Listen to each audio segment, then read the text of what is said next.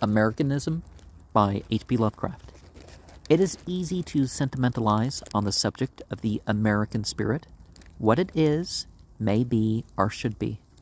Exponents of various novel political and social theories are particularly given to this practice, nearly always concluding that true Americanism is nothing more or less than a national application of their respective individual doctrines. Slightly less superficial observers hit upon the abstract principle of liberty as the keynote of Americanism, interpreting this justly esteemed principle as anything from Bolshevism to the right to drink 2.75% beer. Opportunity is another favorite byword, and one which is certainly not without real significance.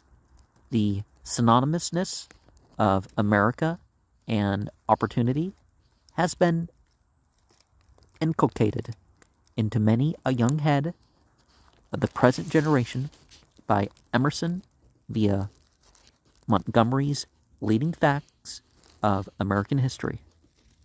But it is worthy of note that nearly all would-be definers of Americanism fail through their prejudiced unwillingness to trace the quality to its European source. They cannot bring themselves to see that abiogenesis is as rare in the realm of ideas as it is in the kingdom of organic life, and consequently waste their efforts in trying to treat America as if it were an isolated phenomenon without ancestry. Americanism is expanded Anglo-Saxonism. It is the spirit of England transplanted to a soil of vast extent and diversity, and nourished for a time under pioneer conditions calculated to increase its democratic aspects without impairing its fundamental virtues. It is the spirit of truth, honor, justice, morality, moderation, individualism, conservative liberty, magnanimity, toleration, enterprise, industriousness, and progress, which is England, plus the element of equality and opportunity caused by pioneer settlement. It is the expression of the world's highest race under the most favorable social, political, and geographical conditions. Those who endeavor to belittle the importance of our British ancestry are invited to consider the other nations of this continent. All these are equally American in every particular, differing only in race, stock, and heritage. Yet all of them, none save British Canada, will even bear comparison with us. We are great because we are a part of the great Anglo-Saxon cultural sphere, a section detached only after a century and a half of heavy colonization and English rule, which gave our land the ineradicable stamp of British civilization. Most dangerous and fallacious of several conceptions of Americanism is that of the so-called melting pot of races and traditions. It is true that this country has received a vast influx of non-English immigrants who come hither to enjoy without hardship the liberties which our British ancestors carved out in toil and bloodshed. It is also true that such of them as belong to the Teutonic and Celtic races are capable of assimilation to our English types and becoming valuable acquisitions to the population. But from this, it does not follow that a mixture of really alien blood or ideas has accomplished or can accomplish anything but harm. Observation of Europe shows us that the relative status and capability of the several races that we see the melting together of English gold and alien brass is not very likely to produce any alloy superior or even equal to the original gold. Immigration cannot, aristocrats be cut off altogether, but it should be understood that aliens who choose America as their residence must accept the prevailing language and culture as their own, and neither try to modify our institutions nor to keep alive their own in our midst. We must not, as the greatest man of our age declared, suffer this nation to become a polyglot boarding house.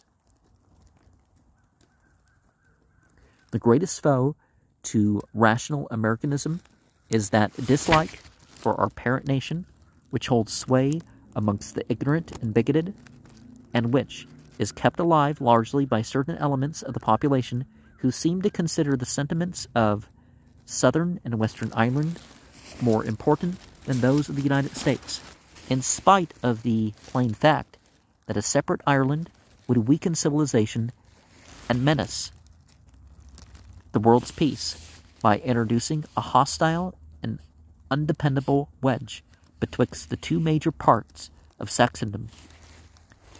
These irresponsible elements continue to encourage rebellion in the Green Isle, and in so doing tend to place this nation in a distressingly anomalous position as an aperture of crime and sedition against the motherland.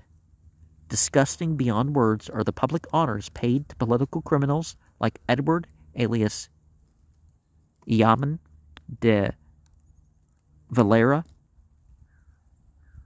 whose very presence at large among us is an affront to our dignity and heritage.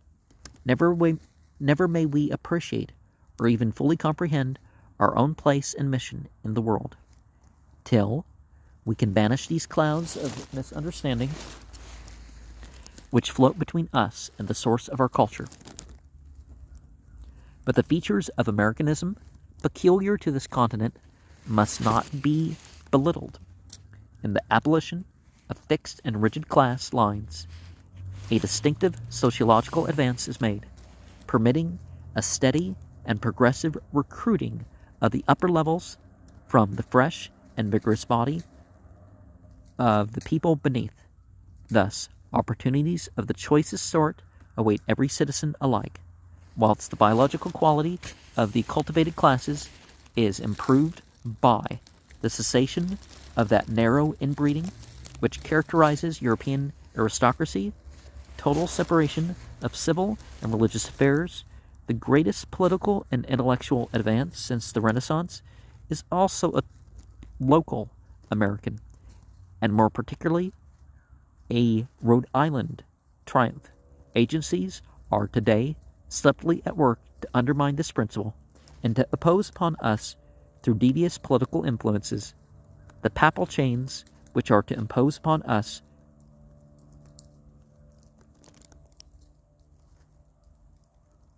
Henry VIII first struck from our limbs chains unfelt since the bloody reign of Mary, and infinitely worse than the ecclesiastical machinery which Roger Williams rejected. But when the vital relation of intellectual freedom to genuine Americanism shall be fully impressed upon the people, it is likely that such sinister undercurrents will subside. The main struggle which awaits Americanism is not with reaction, but with radicalism. Our age is one of the restless and unintelligent iconoclasm, and abounds with shrewd sophists who use the name Americanism to cover attacks on that institution itself.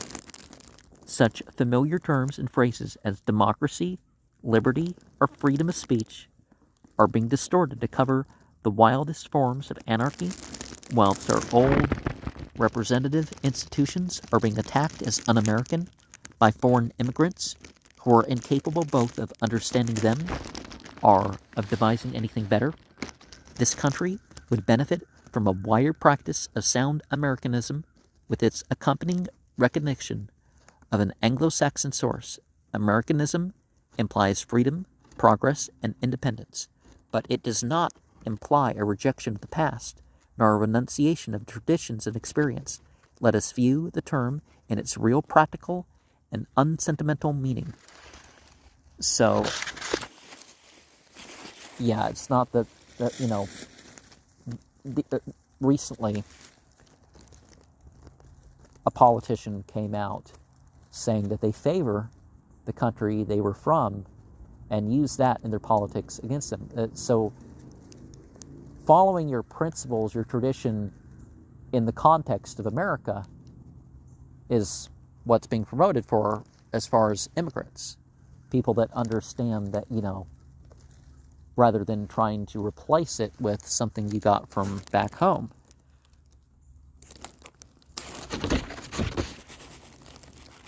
You know, America would be whatever nation of whatever peoples are.